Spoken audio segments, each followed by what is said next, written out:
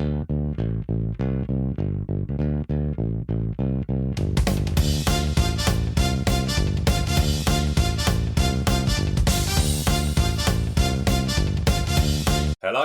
and welcome to Rugby Through the Leagues podcast. We want to keep shining a light on rugby that is not shown in the mainstream media. I'm Carl, and thanks for joining us on the next instalment of Rugby Through the Leagues podcast. Don't forget to keep subscribing on the pod and keep in touch with us on the social media platforms.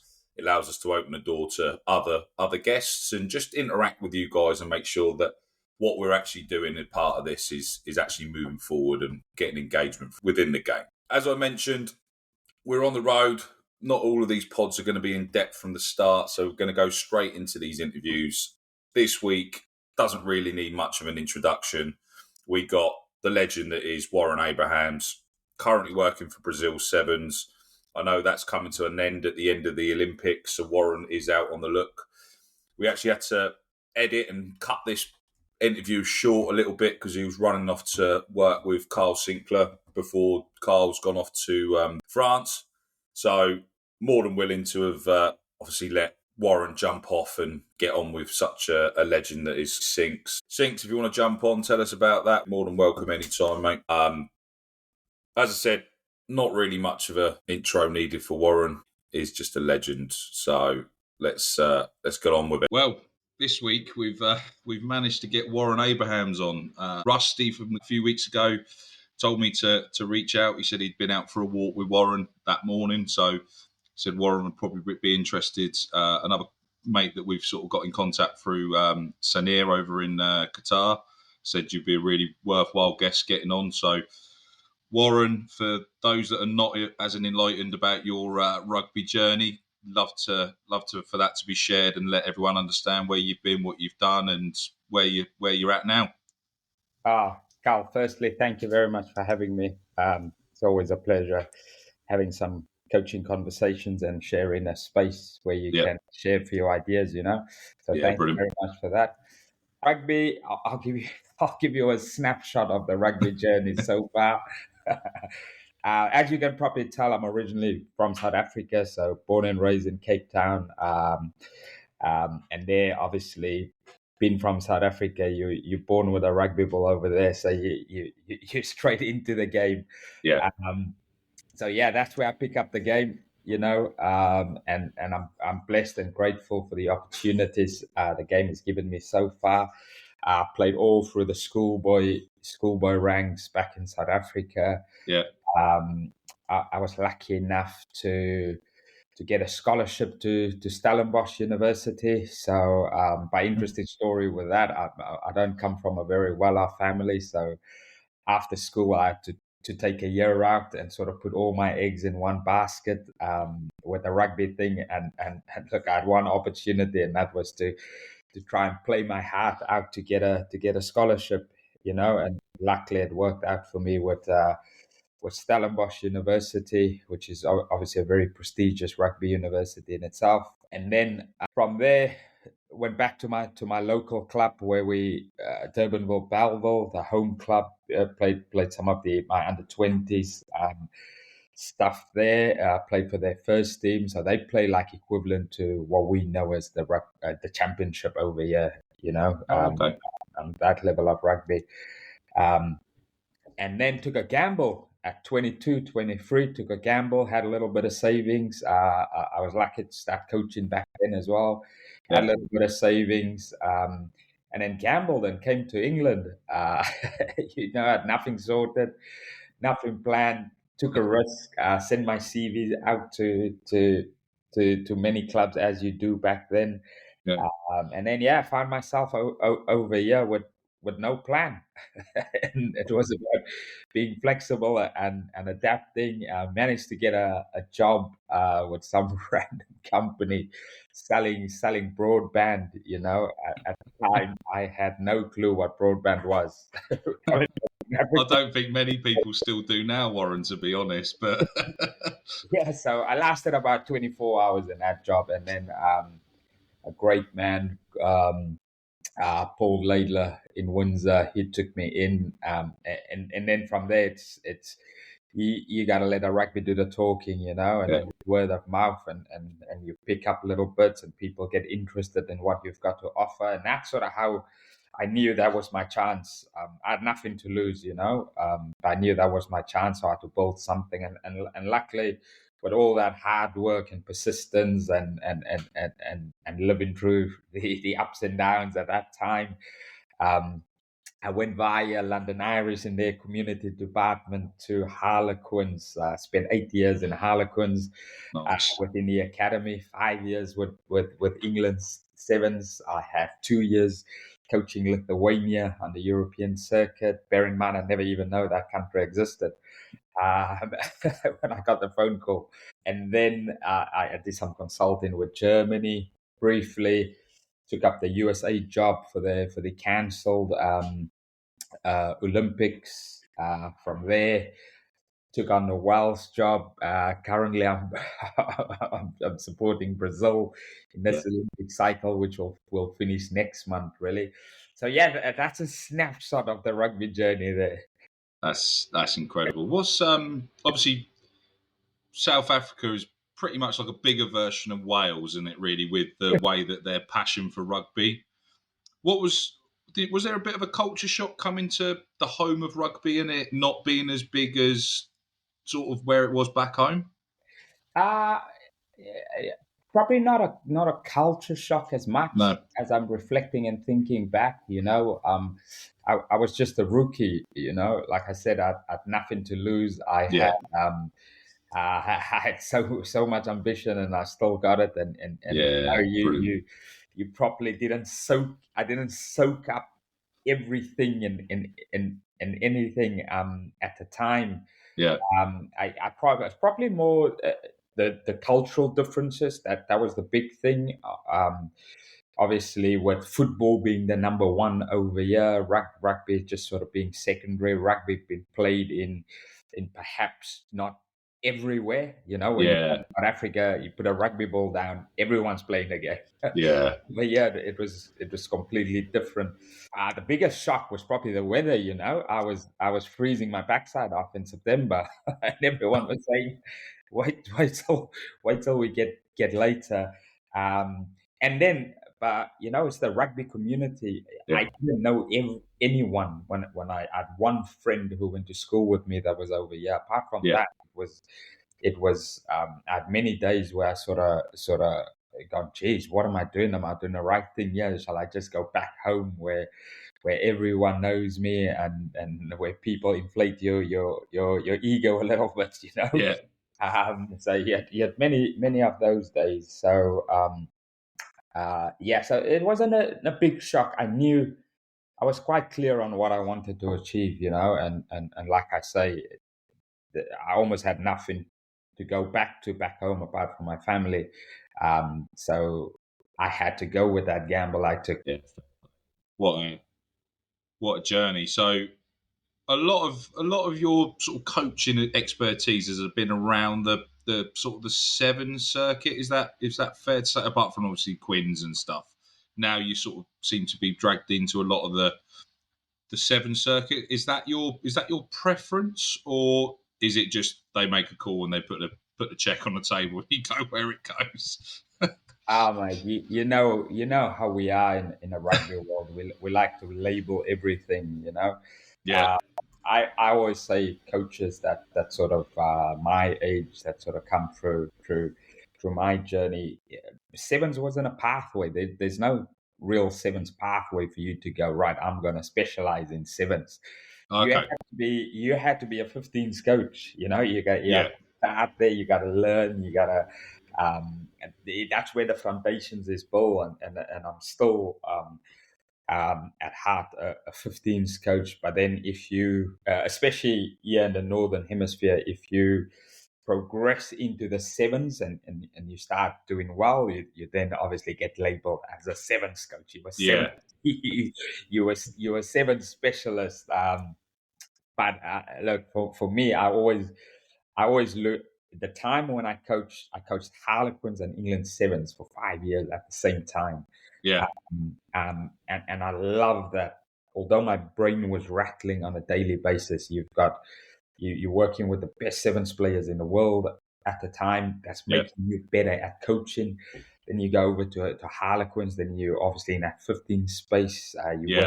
with some of the best young players, and you look at the English squad that's just been announced. The number of those boys who's representing England on the summer tour, for instance.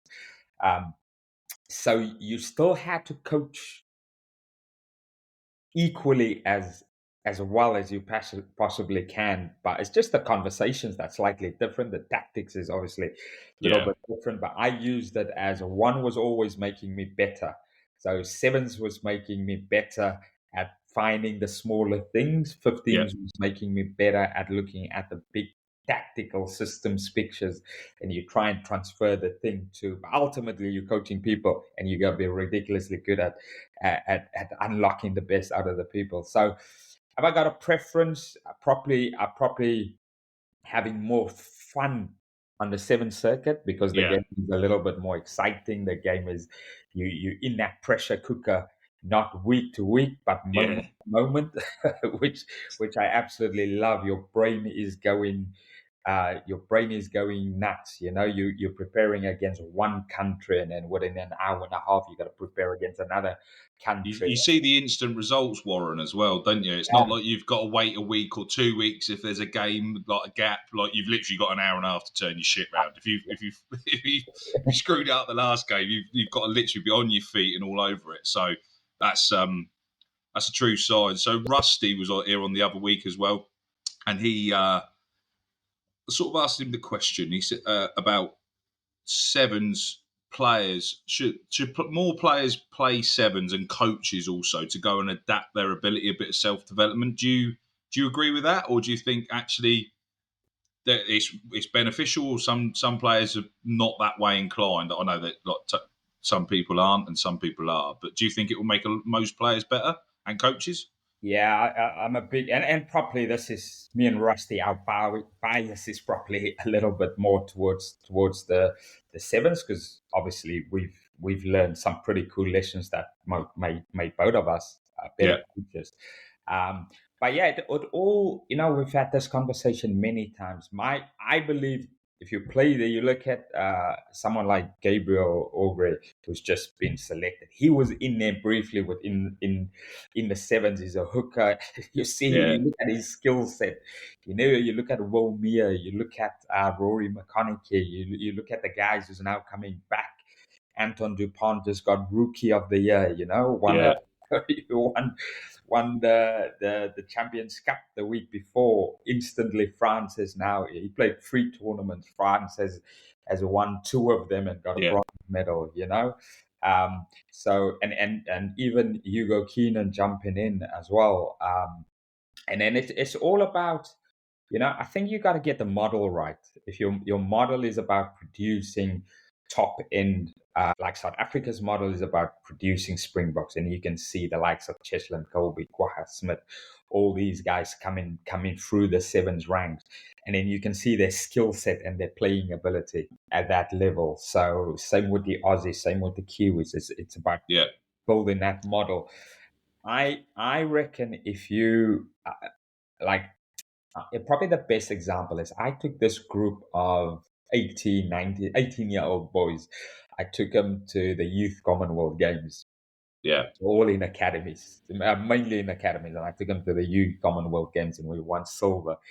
And I remember thinking, geez, imagine you've got these group of young players, all of them, probably 90% of that squad is still playing in a premiership. Yeah. And then Ollie Slycom just won the premiership at the weekend. He was in that He squad. didn't do too bad at the weekend, did he? Or he ain't done too bad all season, to be fair. Yeah, so imagine you've got your top end young players.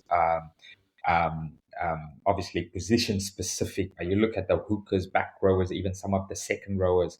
Yeah, And then obviously your outside backs. Imagine they developing with a clear plan within that sevens framework from week to week. And that's just the tactical part. The hardest yeah, part of sevens is the mental skills, the capacity to go from one to the next, knowing that your body is absolutely dead. Yeah.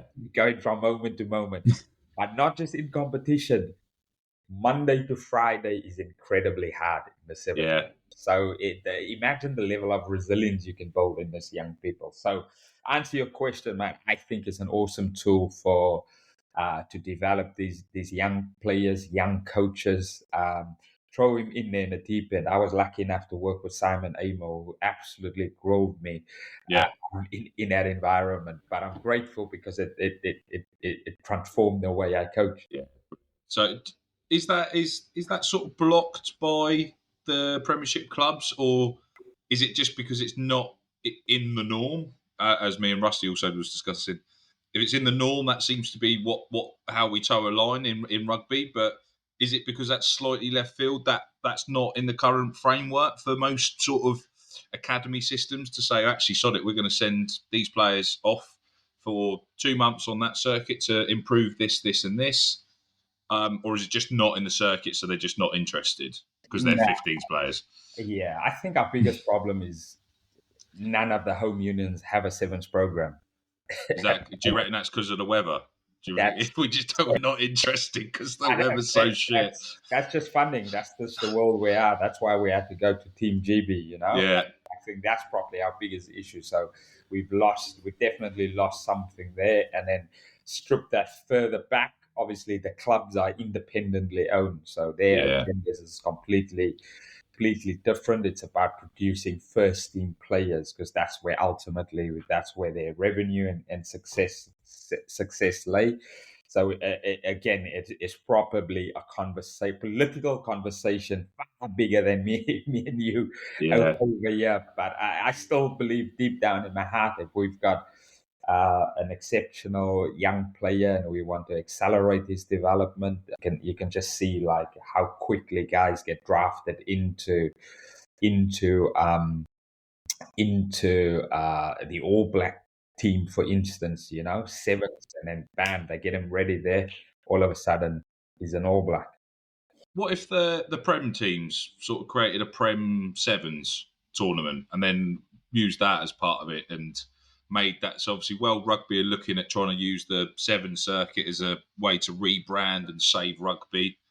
Obviously, the short form content is massive within society. What if the Prem teams come up with the seven side with the academy lads or whatever? One of the lads that's coming back from injury dots in. They have a Friday night gathering of X amount of games, get it done, a bit like a T20 format. I think they used to do that as well, didn't they, for some bits? But do you think that could work? And then obviously that would still appease the people, the privately owned businesses, but also help development of the game to the masses as well. Yeah, no, we trial that, and I can 100% say being involved in that. That's probably the most fun some of those young players had. I remember taking a young Harlequin squad to Melrose Sevens, Yeah, yeah, and we won that Melrose competition. And you just look at the names on there; these guys was 18, 19, 20, unbelievable, unbelievable. Now really successful players in the Premiership, and then we've obviously had the Premiership competition, and one of the lessons there was probably it's where it sat. I remember having to prepare a team, and I got told by our director of rugby at the time, you can't train with them. You won't have them. They'll just turn up. They'll just have to turn up on the day, and you can only have these five guys. And I'm going, okay, so I've got this small group of players. So, and I went, "Right, can I make my own team then?" So I had this group of players, and then I took my England Sevens Academy boys, and I yeah. matched them together, and I coached them. I coached them via WhatsApp, like key strategic things, and then bam, off we went, and we go play in this competition. And then I remember the commentators questioning me on how much preparation and training. I was like, no, this is WhatsApp. This is like how these guys learn now. They instant information there. So just evolve with the world there. But How does that work? How does that work then, Warren, on WhatsApp? Are you like doing the setups in the garden? Have you got like loads of little bits and like running around trying to record yourself to send what you want done, or how I does? know, mate. It's just you just I just had this last week out in Amsterdam. It's just we've got so much access to so much knowledge. Yeah, You take some of those World Series games, you clip them up for the guys, and you use Keynote, and you put some of the kickoff systems, the principles you want to play, and you yeah, give them some cool examples. It might be a voiceover, it might be just a video example, and they see that, these Gen Z, yeah. the alphas, they see that information, bam, they process it real quick, Sit, they're off. and Yeah, it's just about priming. You do all the stuff beforehand. Hopefully it lands, but when you have the conversations, there's a greater understanding, and then they fly. Yeah, all these young people, they've got their access to their phone 24/7. So yeah. as coaches, we might as well use it. No, that's fair play. So obviously you're part of the Brazil setup at the minute. Is the passion and the hunger over there for rugby as big as it is in the rest of the world in other places, or is it still sort of grassroots? Because I managed to see Brazil play Canada over in Spain, so I managed to see them down at La Villa, and their 15s look phenomenal for maybe the first 60 minutes, and then sort of the gas tank emptied quite quickly. But you could see that they've got some serious development coming through and some really good set up on the 15s level. Is that become a countrywide thing, or is that still sort of very entry level over there in Brazil? No, I've been with them now for probably sort of 4 years. Yeah, The end of the last Olympics, and then leading up into this one. yeah, And yeah, the growth has been exceptional. The growth, even especially around the women's game over there, yeah. it's been fascinating. Wow. And the number of players they're producing, they've got some really cool KPIs and plans in place around how they drive development. They've got. I've just been out there a few weeks ago, and they've got one pitch. It's not quite a 4G. It used to be a 4G, but it's a Yeah, little different now because of the number of teams. yeah, It's academy teams, it's the national teams, it's the 18s, it's the 20s, it's the women, it's the Cobras who play in the South Americas. So they've got big numbers. So the development has grown a lot over there, but obviously it's a country dominated by football, and it's a country so big, I don't even think they can reach some of the potential they've got. But so they, no, they're not got teams playing alongside the Amazon just yet. Then it's not I don't think they have. But you like a couple of the girls is not far from there. really. Talita Costa, or Talia Costa and Talita, they're twins, and there's absolute freaks, athletic Yeah, freaks. You saw the tries he scored on the World Series. But they from near there, so these girls come far all over the country. But in terms of answering your question, yeah, the growth has been unreal. And obviously they've got the woman who plays in the World Cup qualifier. The men's sevens is going to the repechage for the Olympic. You've got yeah, the women's sevens who's just qualified for to retain our position on the World Series, and then obviously going to the Olympic. Then you've got the 15s men's who plays in that Super Rugby South America Super Rugby campaign. yeah, So there's loads going on there, So yeah. they're on Wow. the right track. So there's a decent buzz going on at the moment.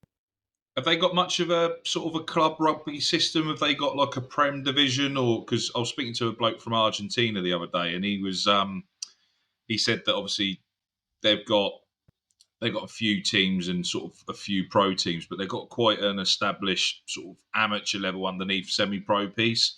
But then there's like similar to the Europe Super Cup, they've got teams from different parts of South America that play at their top elite level for the 15s.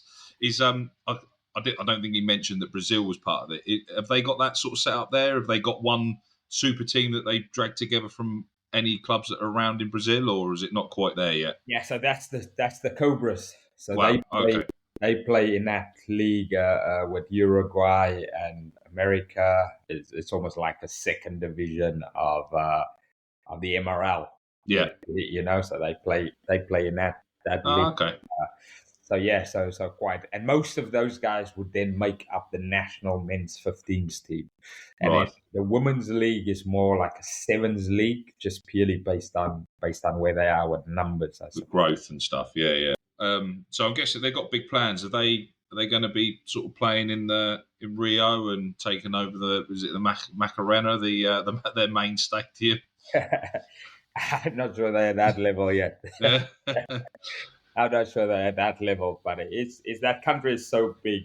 There's Yeah. potential they have there for growth and further development is quite massive, and they get I've never been to a fixture within Brazil, so I'd like to experience that just to see Yeah. what type of uh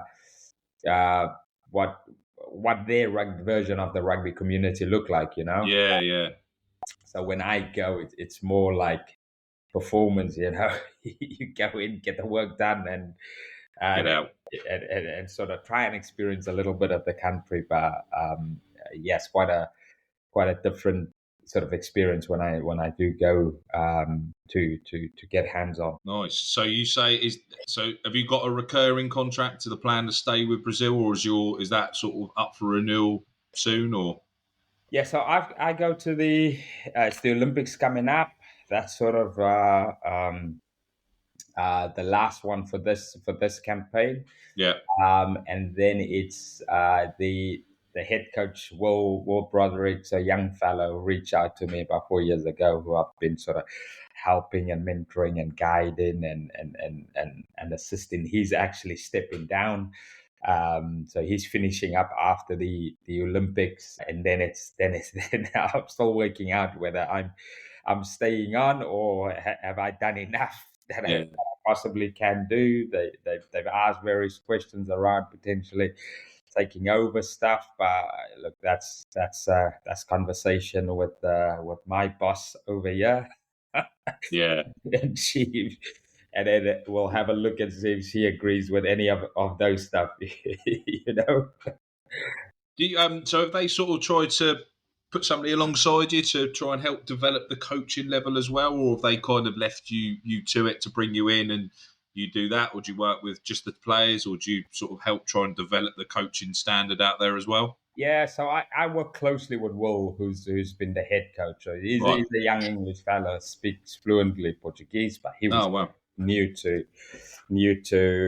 the game at that level, and the Yeah. pressures and that type of stuff. And then every time I'm there, I'm in camp. It's trying to not just the stuff in between the lines, but also sort of to be like part of the strategic planning and preparation in terms of where we're pushing the game, where we're pushing coaches, and try Yeah. and mentor and guide and facilitate. So I support on every part of building a high performance environment. If that answers your question. It's because sometimes some places they sort of that's it. You come in, you do that bit, and then you're sort of out the door. But by the Yeah, sounds of it, they're lapping everything up from yeah, it's what 100. you can tell them. So Yeah, and it's trying to make it more of a sort of a connected environment. So at the start, it was probably very like silo, like yeah, SC works over there, mindset, mental skills over there, nutrition, and rugby sits over here. So you're connecting everyone together, and we go, right, how do we make these people better? Yeah, in front of us. Where we are now, probably more of a succinct vehicle, trying to do everything possible to maximize human performance, from the head. yeah. No, it sounds really impressive. Obviously, we've mentioned it a couple of times, but do you think rugby as a whole moves too slowly to be agile enough in the current society? From what you found, That's a great question. For me, I always say, it's never the game; it's always the people within the game. That's that's always. yeah. But unfortunately, those people are at the top that make those decisions at the time, aren't they? That's the hard bit. It's a big tarnished brush, Warren. Here we. Yeah, 100%. So for me, it's like, look, if we've got the right people in place, the game is going to move pretty fast. We gotta, I think sometimes like rugby, sometimes very stuck in its ways. It's like a lot of old thinking. We love the old thinking. It's like if you've been involved in playing in the Premiership, you automatically become a commentator and a pundit, and it's like everything is like same. Yeah, We don't quite. I don't think we're quite at a place where we can just diversify things, real quick. But then on the flip side as well, you look at the work Rob Fickerman and his guys are doing within the sevens. You look at how quickly the Premiership finals sold out. You look at how quickly the Champions Cup sold out the other day. So yeah, we're there. We just we're not very good at perhaps we're good at criticizing every little inch and everything we do within the game. yeah, No, but we're not celebrating these people well enough. I think there's definitely a way to. Um, uh, when I grew up, Chester Williams was my hero yeah, because he was the only guy that looked like me. So I'm gonna naturally yeah, gravitate to him. But imagine we can now create more stories. We can create more role models. I yeah, don't think we quite have those type of role models, or like superheroes in our game. I think Anton de Pond is probably the one, but everyone talks about him, because it's so he's been turned into a superhero. But imagine we do this more and more with some of our other players, both in the male and the female game. yeah, I think we can use today's technology and advances to make the game more attractive. We got to yeah, bring to the game. There's too many stuff around.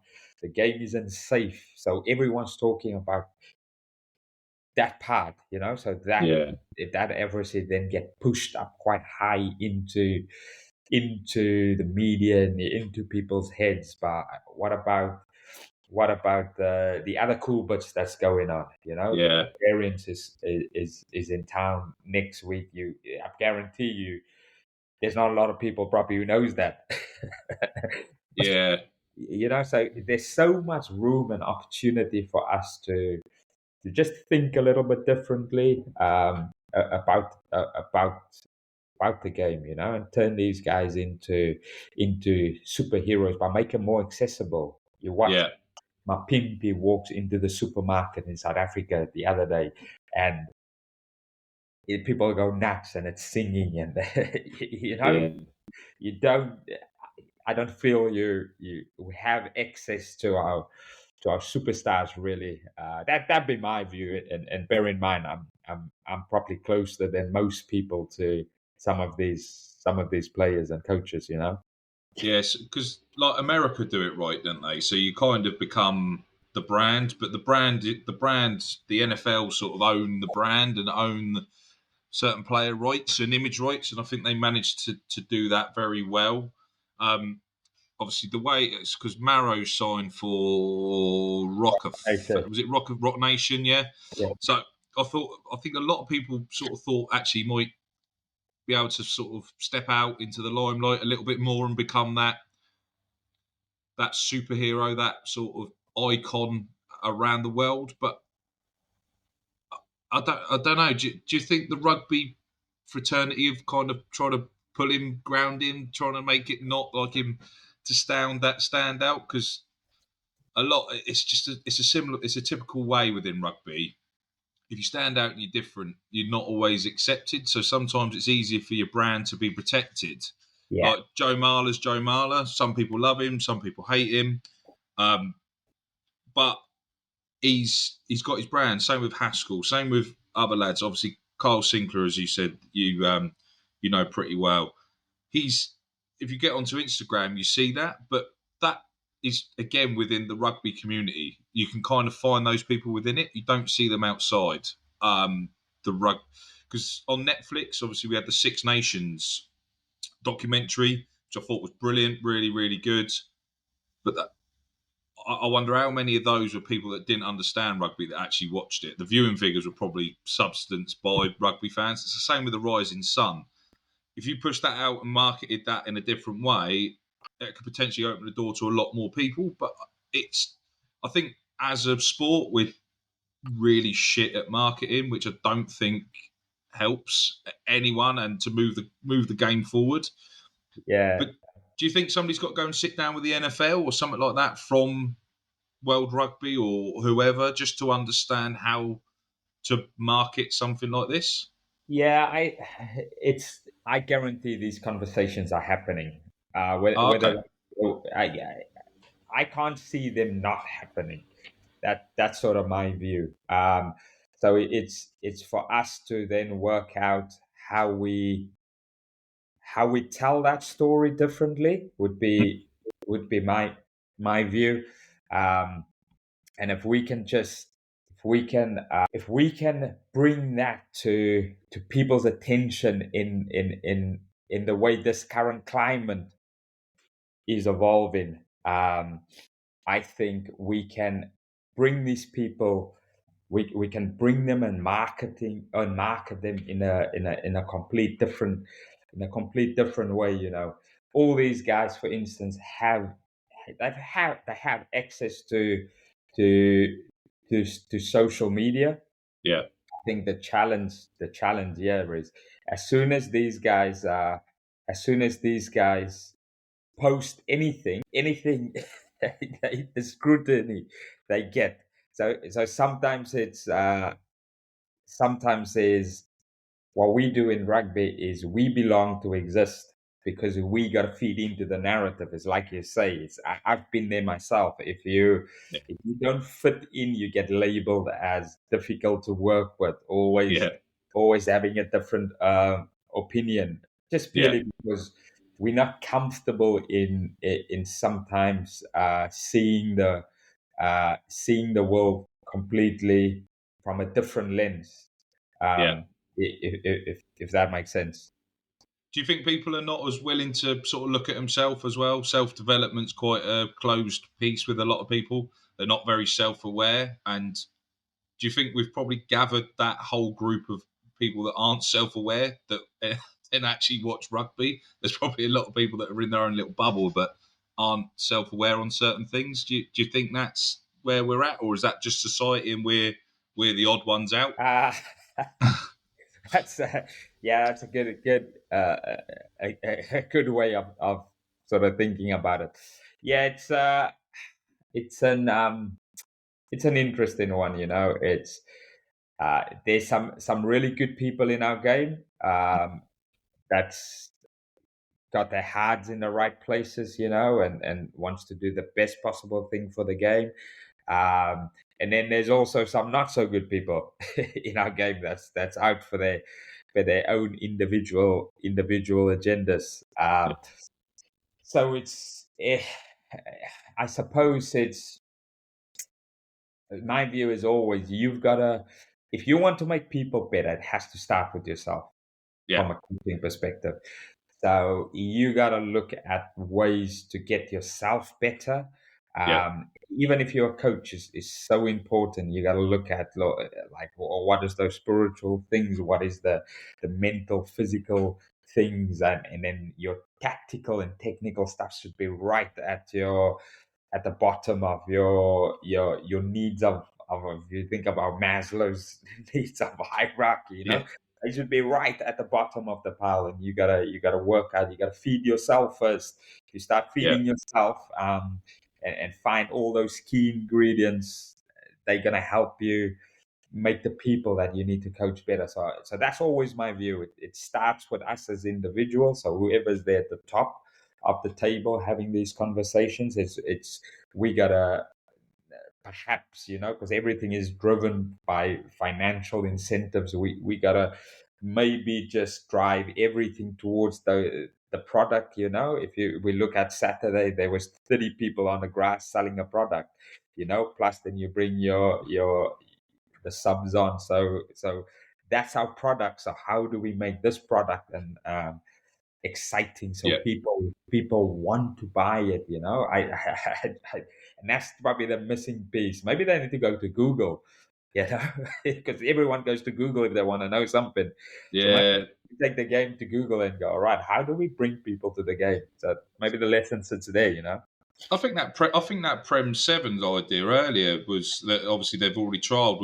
I think that's the short form T20 Blast or something that we can, because Spain have obviously, they're really pushing with their sevens circuit, and their men's TikTok I think's just reached 100,000 views or so, or 100,000 followers on their TikTok, and it's been categorized as a thirst trap, because most of the blokes are on there, shirts off. They're in incredible nick.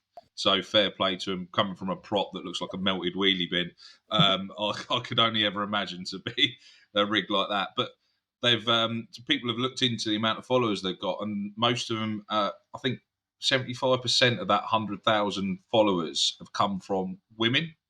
Yeah. And obviously them running around with their tops off in the change room, all that sort of stuff. They're usually the highest views and the highest likes. Yeah. I know, and obviously the old adage of sex sells. Do you think we're also? I think Spain have probably opened the door on that. Do you think that behind the scenes stuff is accessible enough? I know a lot of the clubs at social media aspects and stuff, and you see obviously Northampton Saints at the weekend in there singing the song, banging the shoes, that sort of. Do you think that behind the scenes is as much as it should be, and as accessible in short form for the attention, as you said, the Gen Zers with the easy access, short form, low attention span, in out, job done? Yeah, we're not doing enough of that. We gotta take the people to the sort of pressure cooker. They gotta get a feeling for. I love that interview the other day with Johnny May on TNT Sport as he was going into the changing room, before they come out to the warm up, and he said to the presenter, he said, "This is the worst time. This is the time he absolutely hates. This space, this next 20 minutes or so. This is the time he absolutely hates." Yeah. He feels sick in his stomach. We don't see that. No. If he didn't say that, we'd have never known. Sometimes as a performance coach, you're standing there in the middle before game. The nerves is going, everything is going. Loads of different things goes through your head. So imagine what The players are doing. what the guys might be feeling, and then you sometimes wonder why they make certain decisions. But it's easy from from your sofa. But if we understand, I think the BT guys of TNT now, I think Oogs and those boys are trying to make it more exciting at moments. But then I'm not a football guy. No. I'm not a big football guy, but I watched the pre-game analysis the other day, and bam, I was sitting up and I going, geez, look at just their animation and the way they talk about it. And do you see what I mean? So there's definitely, people are craving. I want to know what some coaches are thinking. That would be pretty cool. I want to know what the best players are going through. I've got that access, like I said, with Carl Sinclair at the moment. I know exactly how he feels, how he thinks, how he defines it. But imagine we can give that to the public. You think about Owen Farrell's situation just during the World Cup. Probably England's best ever player.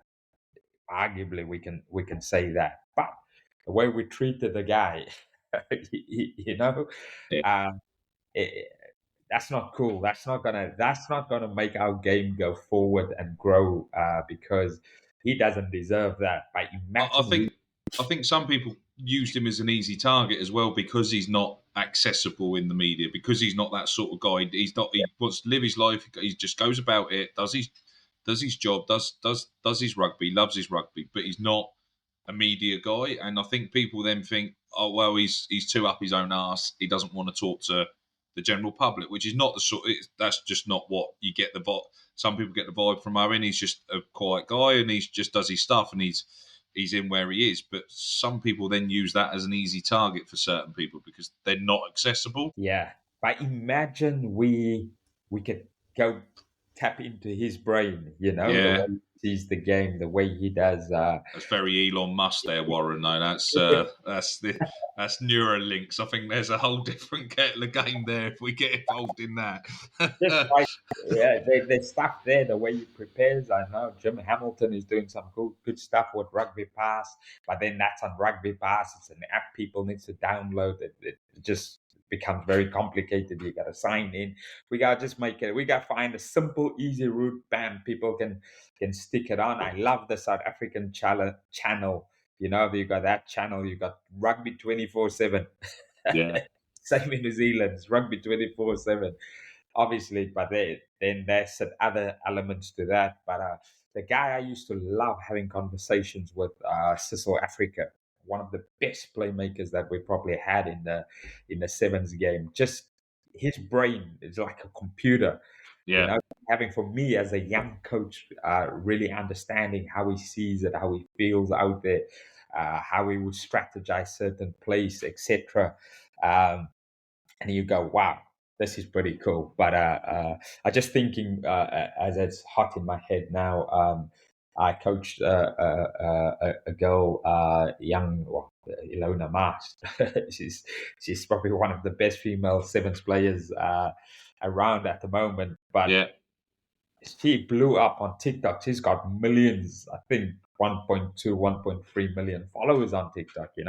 So she's probably a big advocate for female performance and body image. And she yeah, talks a lot of cool stuff on there that sort of closed this narrative on female athletes looking a certain way.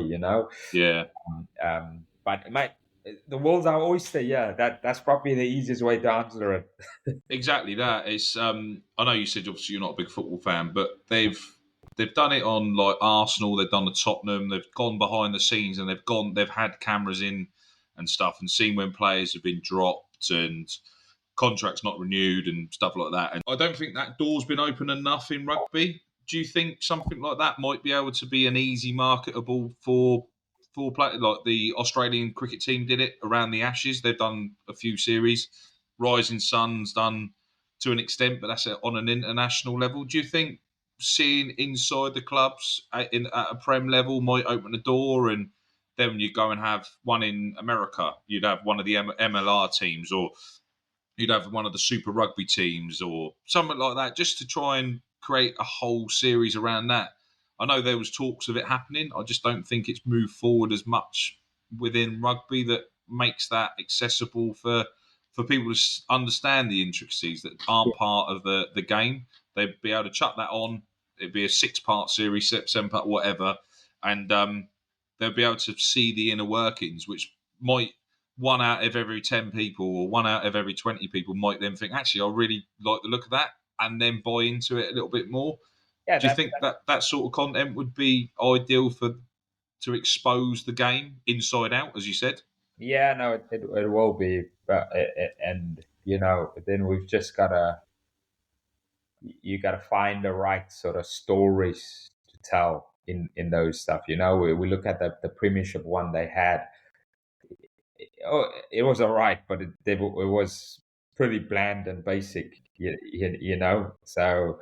So they've probably missed the boat. The Northampton story is probably, or the Bath story was probably the one they could have jumped around because, well, Bath were pretty much bottom, 18 months ago, and now they just lost in a Prem final. Like, where are they going to be next year? If they'd got the cameras in and said, "Well, hold on, relegations is off the table. Let's go." Why don't they go to Newcastle? Let's say sod it, right? They basically should have been relegated this season. Let's go and watch their return, like Phoenix from the Flames or whatever. 2 years' time, they might win a European Cup, but you never know. It's not going to happen. But like that sort of story would get people to buy in. It was the same as when the class of '92, all the Man United players went and bought Salford, and they managed to take them from like League 10 or whatever it was then to now they're playing in League 2. It's fourth division of English football. Like, those sort of stories aren't shown within the game, but those do happen, like within rugby. But we just don't show it. Yeah. I mean, like I said, we've got access to so much knowledge and content and stuff that you can share. I was thinking about Benno Urbano. Just yesterday, I've coached his brother for a long time. So you go, right, how's he feeling today? What's going through his head? How's he going to bounce back from this situation? What type of support is he getting? I'm 100% sure that they'll give him a lot of care and guidance and support, no doubt, because you can just see how the boys rallied around him at the weekend, and obviously having one of the best mindset coaches. I know Katie Warrener worked with him for a while. Peter Kruger's with him now, so he's got some good people there anyway. Yeah, but, yeah. So I mean, that'd be cool stuff. That'd definitely be cool stuff. Warren, I know you've not got too much longer, mate. So, what has been your greatest success as a coach? It's a tough question. This because I'm sure there's loads of little, but there's got to be one that stands out. You think actually, I've say Brazil. You've for the 4 years they've gone from nothing to this. There's got to be one that stands out. It's the way I think about it nowadays. In the beginning, it was about winning titles and winning World Series events and winning all these medals and stuff. And you always measured success on that because, again, as we said, the narrative that's created in our game is like, if you win, you success and you're a pretty good coach, Yeah. So as a young coach, you fall into that trap. For me now, it's I measure success based on what these people are achieving that I've coached so far. The small part I've played in their journey. So the guys who's like I said, who's now been selected to play international rugby. So from a performance standpoint, there, both men and women, you go right that I've had a small part here, and it's real good success. But then the other parts to it is all these guys who didn't make it along the way. I was in a bakery with my daughter the other day, and a guy ran over to me, and they come sort of run over into the bakery. It's like, are you Warren Abrams? I'm going, yeah.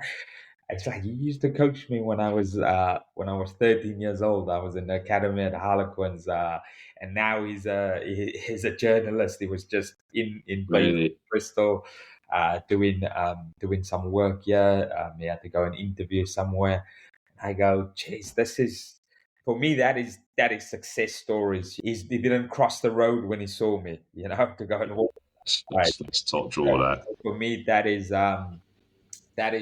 the stuff that excites me now when I back in South Africa. What I found in South Africa and seeing all these young people coming from nothing in disadvantaged areas, and we put them in. They've got scholarships in some of the top schools in South Africa. Again, that's a measure of success for me.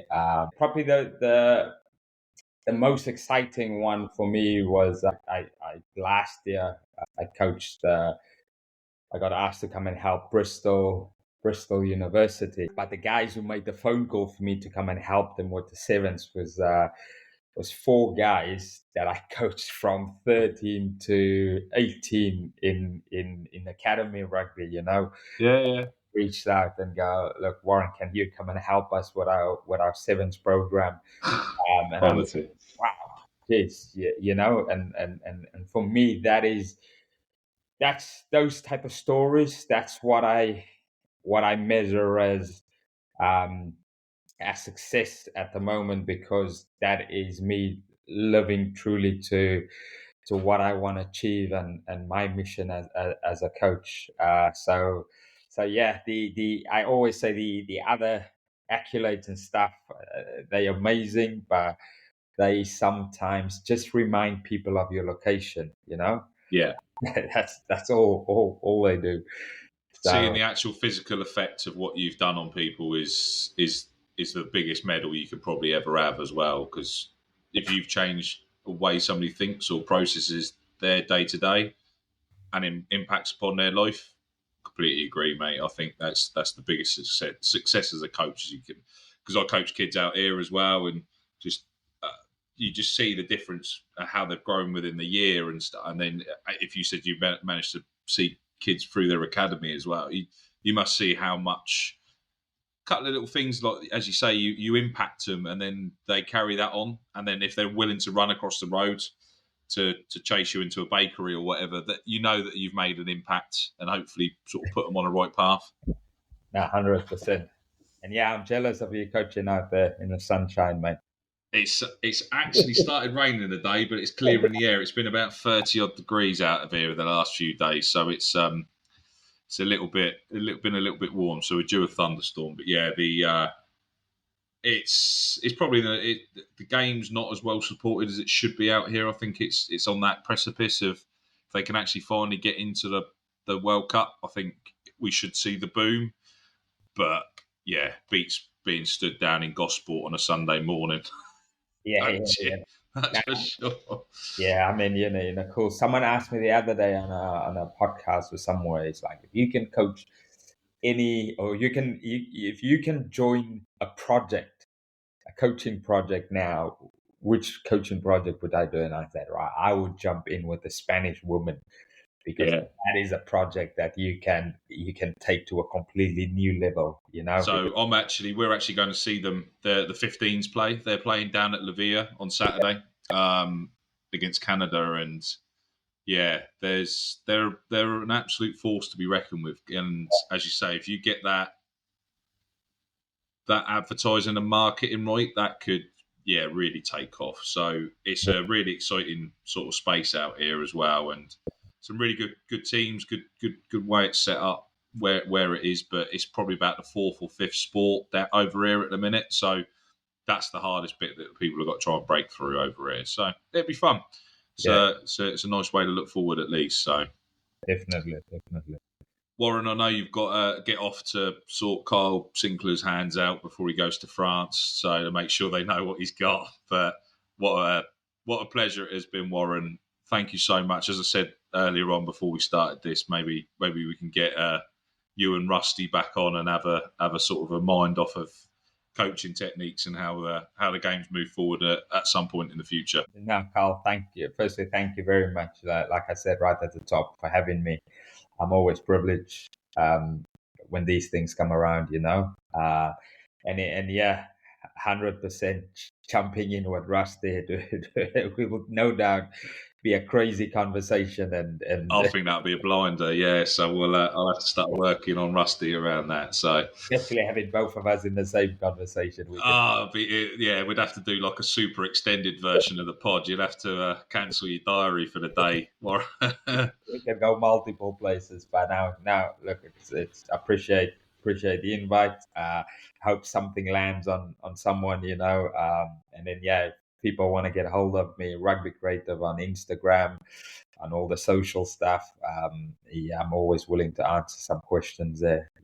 Yeah, quality. When the pod goes out, we'll get that shared. But thank you, Warren. Really appreciate it. No, thank you very much, mate. Cheers, mate. Cheers. Bye-bye. Well, that brings this pod to an end. If you made it this far, I just want to take a moment to thank you for listening right through and express my gratitude for following yet another episode of Rugby Through the Leagues podcast. So in today's episode, we caught up with the legend that is Warren Abrahams. The man has done untold amounts within the game. debunked the myth that he would pretty much become a sevens specialist, and that seems to be a common buzzword within the game. If you enjoy sevens and you specialise in that, you seem to be tarnished with that. Warren is a rugby coach with a depth of knowledge that just helps everyone that he gets the opportunity to meet. Absolute pleasure to have him on. Be really great for him and Rusty to jump on together. I think that will be an extra long episode, but 100% worth it to tap into both of their knowledge. And as Warren said, not all success can be judged just off medals. It can also be judged off people crossing the road to say thank you so much, or calling you up and saying what you've done made a real difference. Can you come and help us again?